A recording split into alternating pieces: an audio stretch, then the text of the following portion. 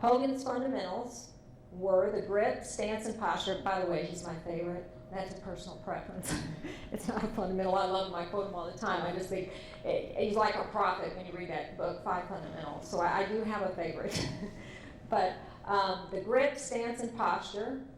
But one of the things he said, and we're going to go over this tonight, and I want you to pay attention to this, and Dr. King's going to touch on this.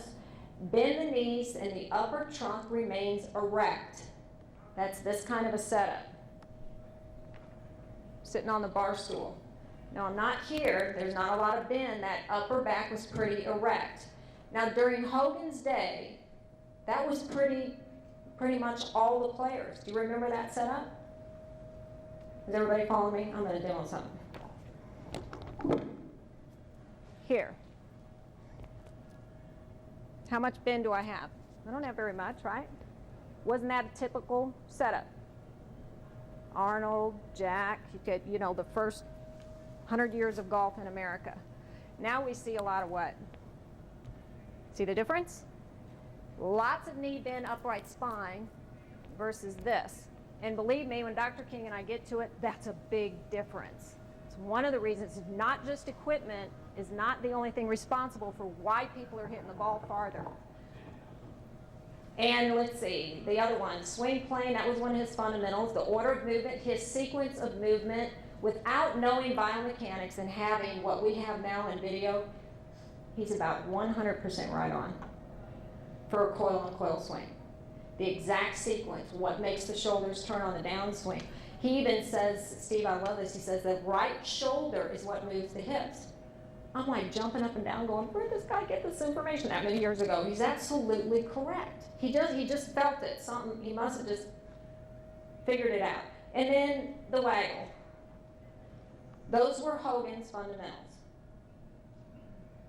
In his book, I've just got a couple quotes here. What we'll be concerning ourselves with are the facts of golf which have proved themselves to be the true fundamentals.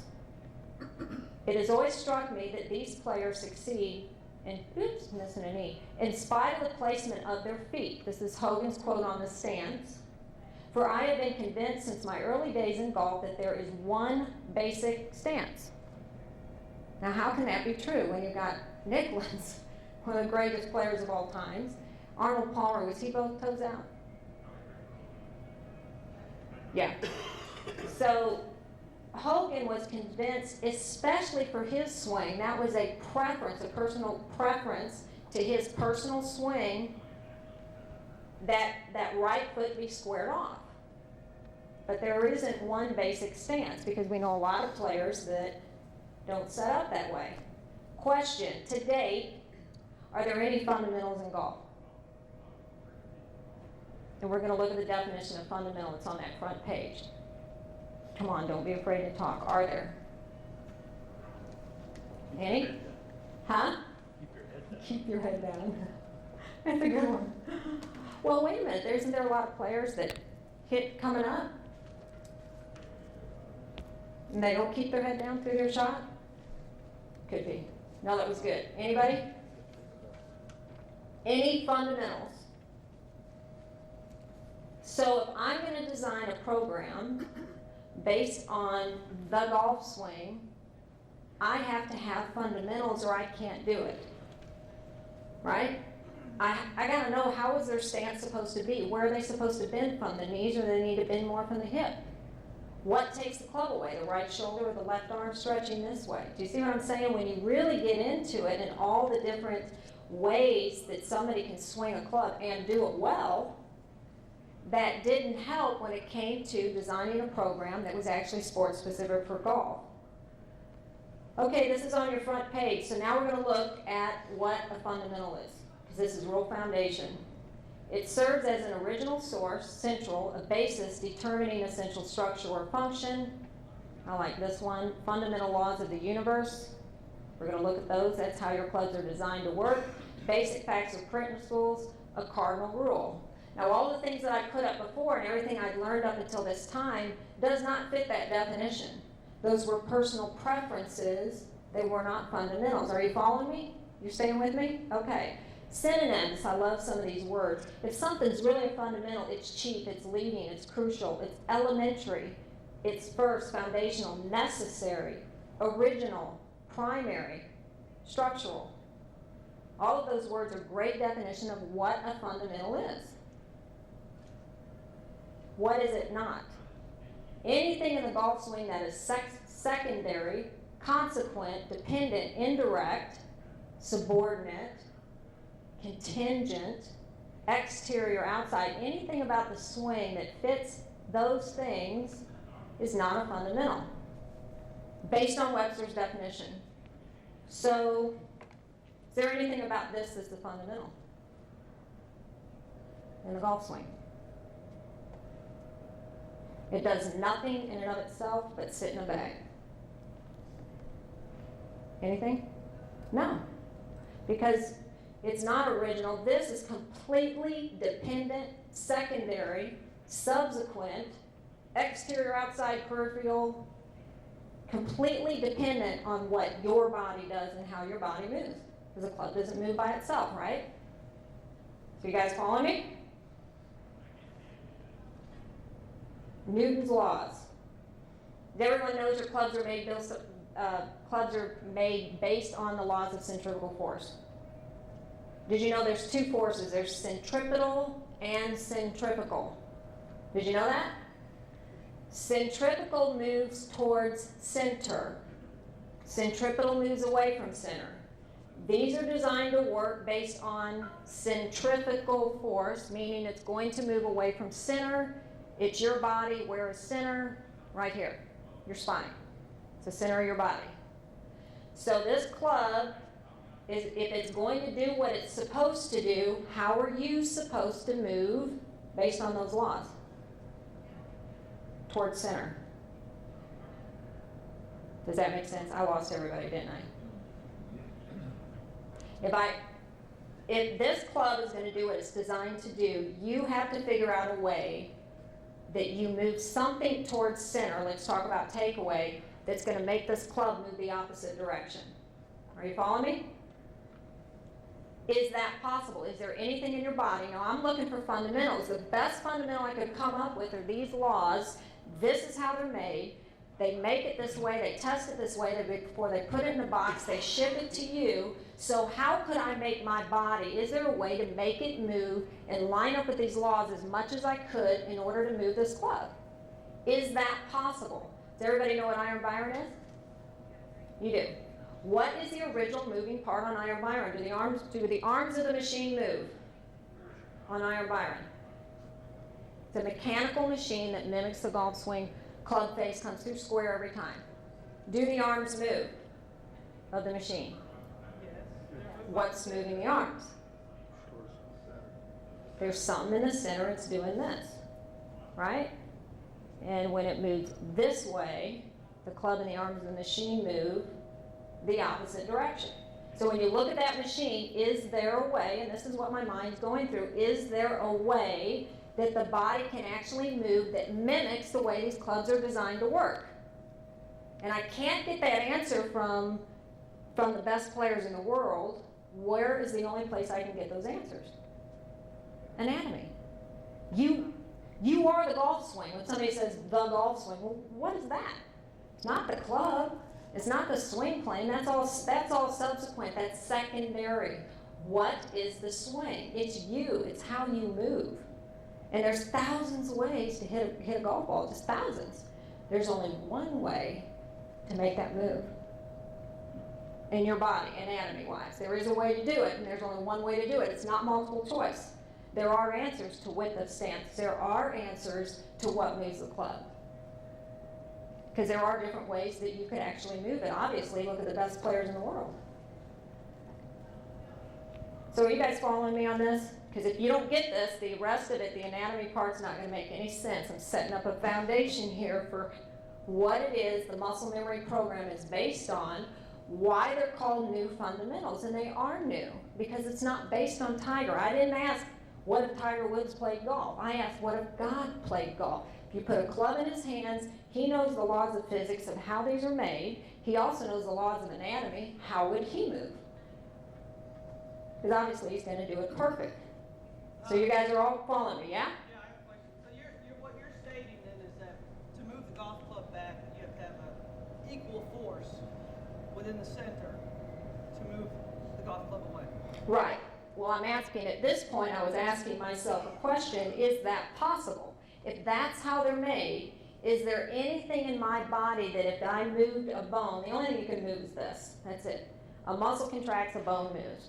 Is there any bone that if I moved it towards center would actually take my arms and move it away from center? And if you had a club in your hand and move your arms, the arms would move a club, right? So was there an answer to that question? Yeah, there was. But based on these laws, you got the definition of fundamental there? Okay. So we're going to talk more about how you're going to move towards the center. Here's your questions. In your golf swing, would you consider the laws of centripetal force a fundamental?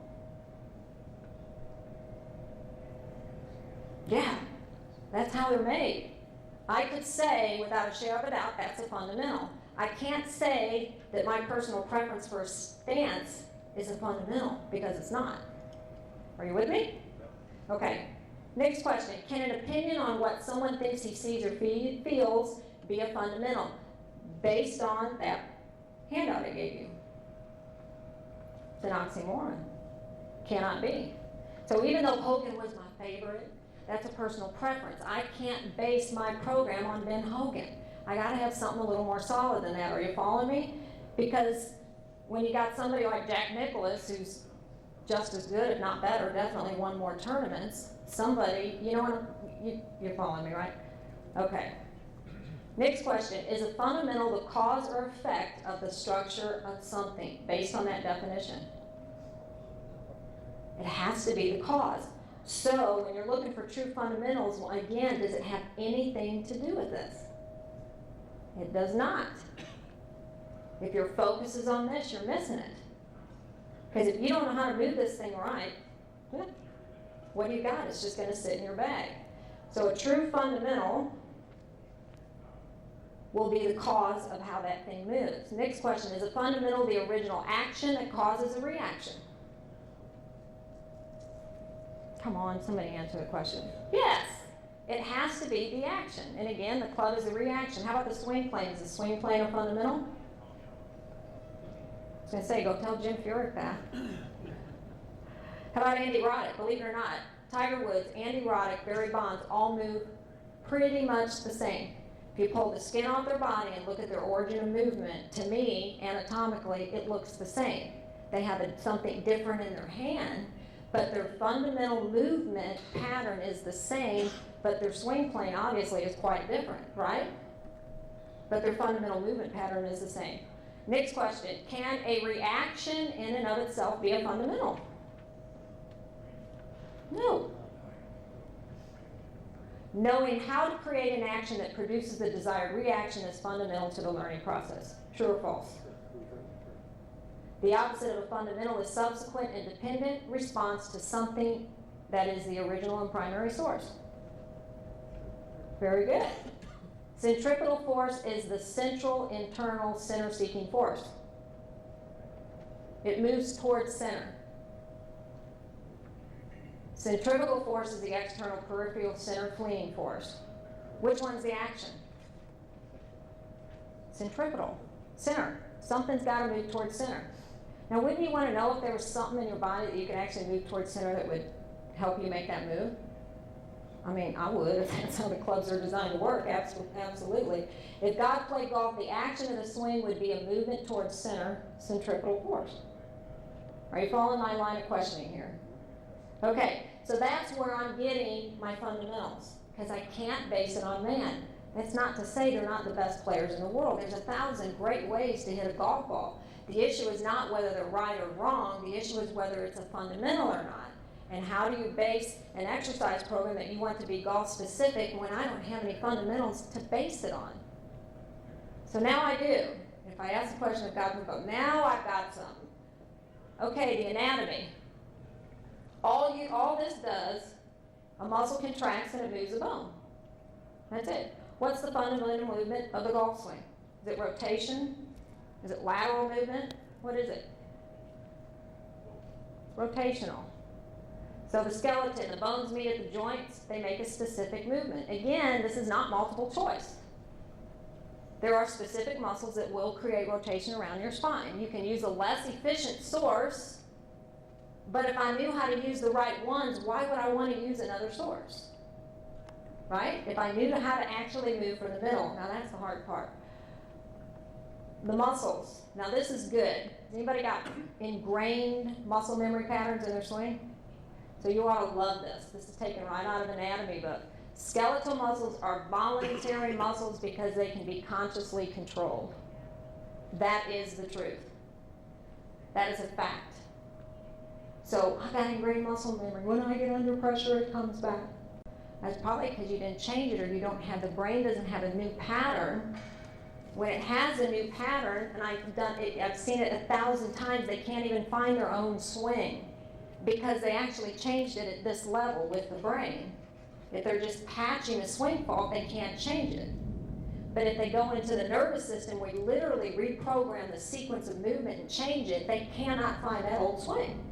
If I asked you to find your old swing, do the little loopy figure 8 at the top and dip below parallel, could you do it? I'm going to pick on Pat. He had it for 20 years. He told me he'd pay me $1 million if I could get him to stop doing that. He hadn't paid me yet. Within 3 months, he tried for 20 years. He didn't want that club head to dip below parallel, and it did this little figure 8.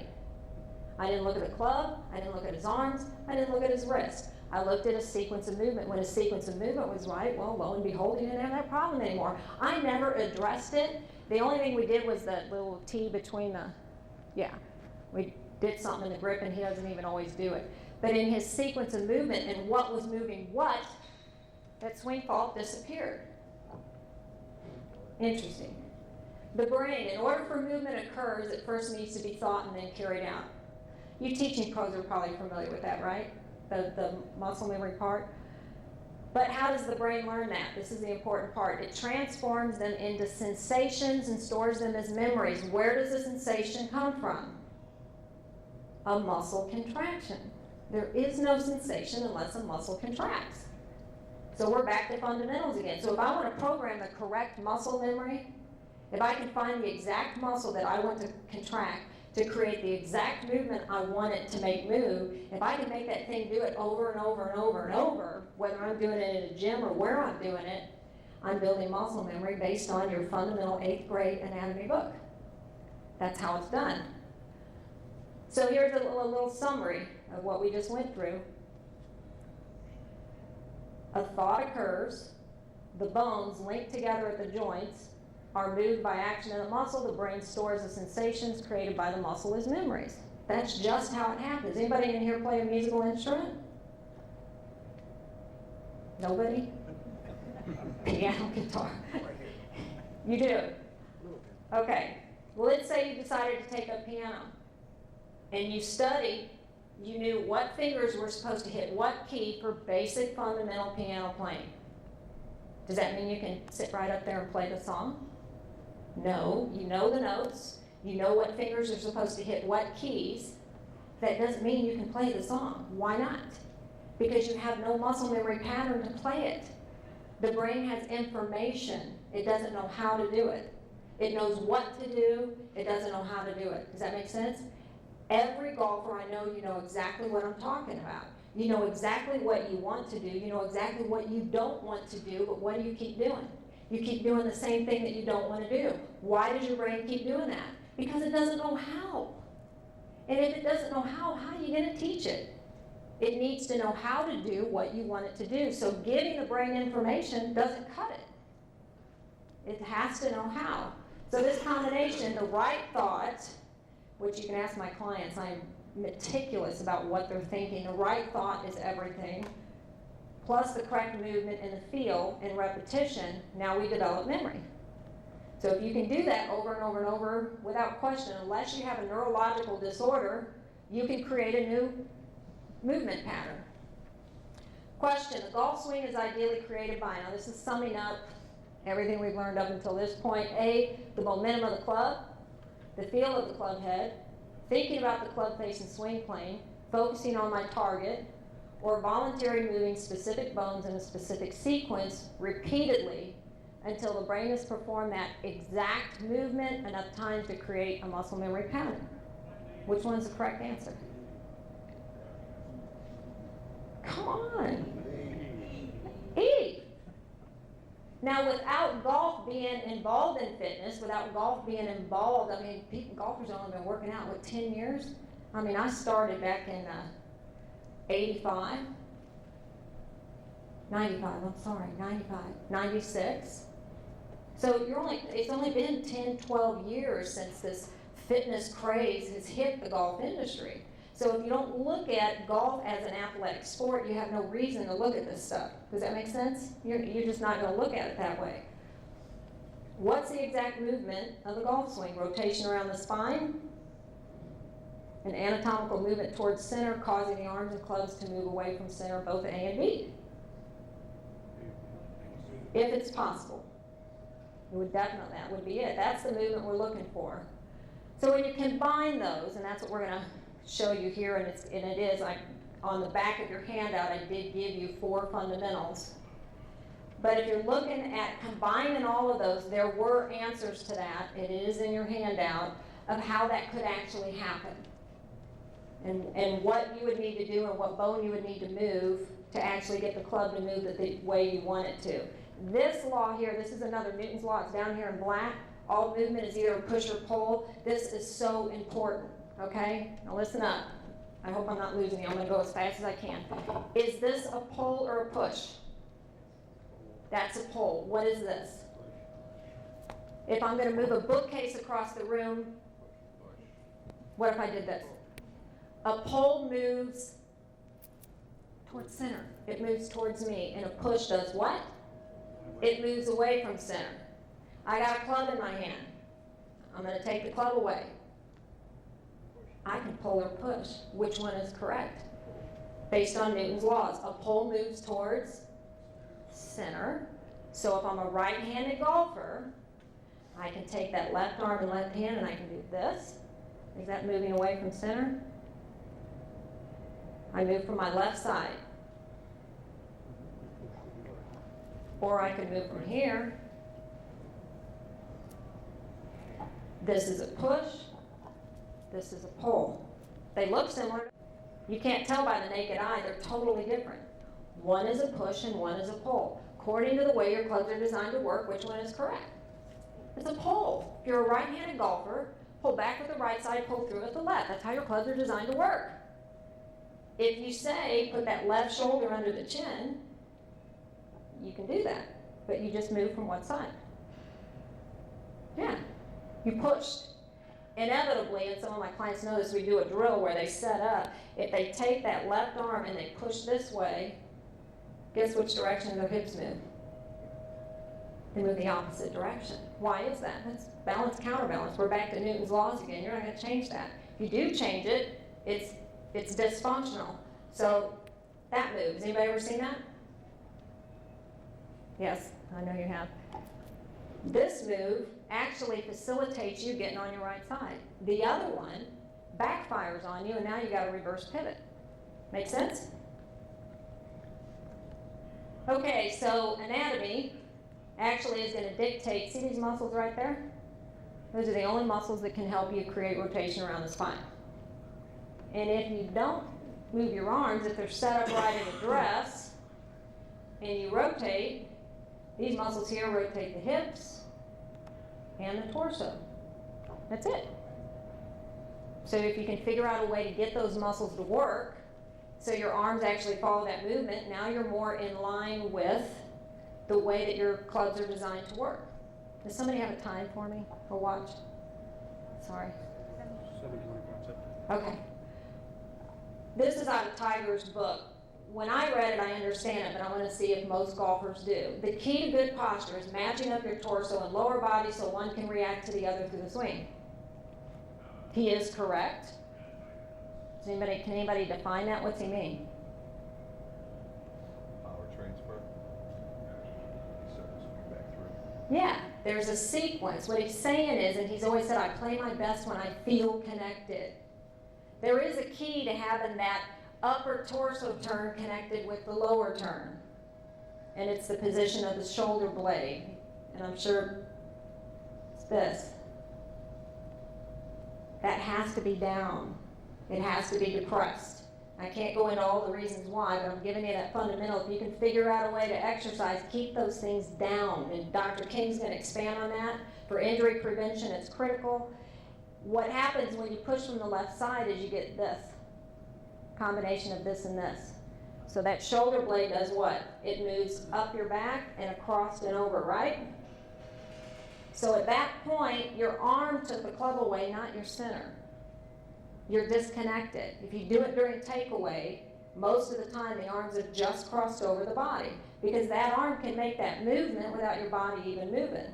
So that is what you're after. If you can get those shoulder blades down your back, and it looks like this. That would be your takeaway. Can you see that? If that bone moves towards center, my arms move the other direction. So now I'm really in line with Newton's laws of motion. Now I can move my arms independently of that. Did everybody see that? Did that muscle stretch or did it shorten? Theirs would be setup, takeaway. Shortened. It's a contraction, it's not a stretch. So it tightens up. All right, I'm going to pass that one.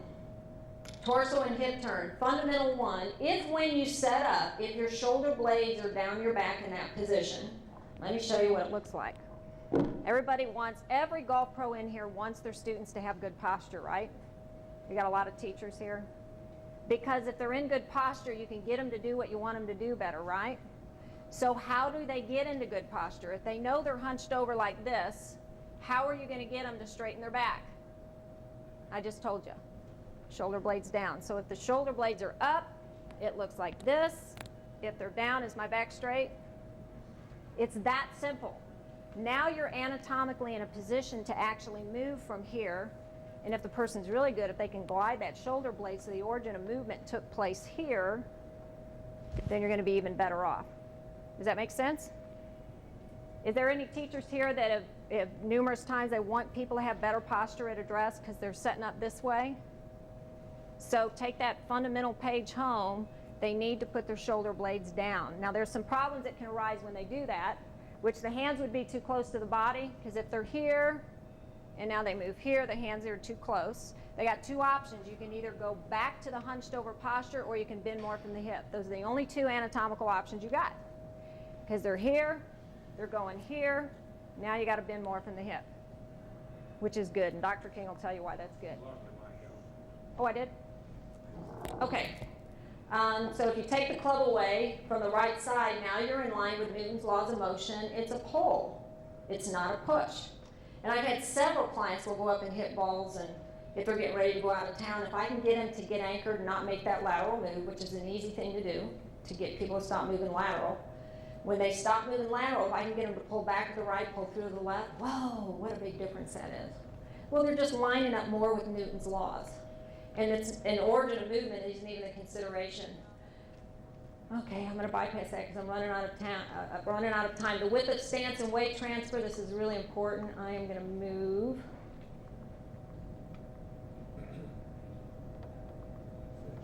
Width of stance.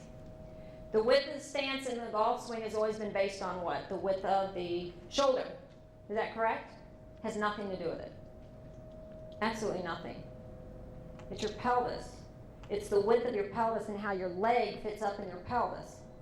Now, if I want to complete my weight transfer and I want to go right, left, does everybody here want to go right, left, or does anybody want to be on the left leg at the top of their backswing? Because that's a personal preference. But I'm just going to assume you want your weight transfer right, left. If this is the width of my pelvis, can you see that? I can go approximately move my ankles 2 inches outside that width. If I move my feet any further apart than that, I have to make a lateral move to complete my weight transfer. Now I know the typical tradition of golf is the longer the club, the wider the stance. The wider the stance, the more you got to make a lateral move. You're not going to get to the right. You're going to make it real hard for you to actually clear and come through. Does that make sense?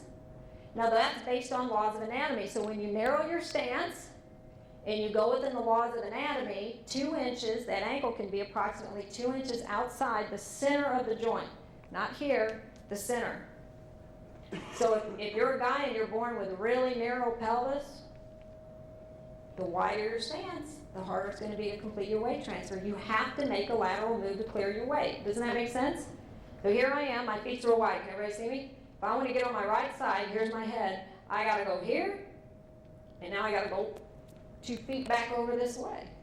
Now if I'm more narrow, a lot better for my hips and my back, now I can complete my weight. I can make a rotational move and take out all that lateral movement.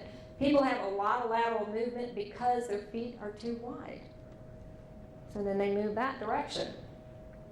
Rotational movement is the correct functional movement for enhancing performance and injury. Dr. King will get more into that. The bend from the hip, it's the only anatomical movement that can line your spine up as close to 90 degrees as possible. That's this. There is no such thing as bending from the waist. Have you ever heard that? I read it in the golf magazine, or used to, all the time. If you bend from the waist, you bend from the spine. This is the waist. If you're going to bend from here, what's going to bend? Your spine. Believe me, you don't want to bend from there. That's how they did it in the old days, and they got the hip replacements and the shoulder problems to show for it. Keep the spine straight, you bend from here. Again, we're going back, here's another fundamental. This is the only place you can bend from as a golfer to line your club up as close to 90 degrees of the club shaft as possible. Why bend from anywhere else? Are you following me? If you bend from your neck, your upper back, your shoulders, your reach, your spine is moving further and further away from the laws of centrifugal force. The 90-degree rule applies to centrifugal force. Everybody remember that? Ball on the end of the string. It's not going to go up here. It's going to stay right there. It's a 90-degree rule. Your clubs are built to come through square at 90 degrees. They don't come through square at 120 degrees. They don't come through square. That's not how they're built to work. So when you set up, you want to line your spine as close to that as possible. Here's your fundamental. They got to bend from the hip.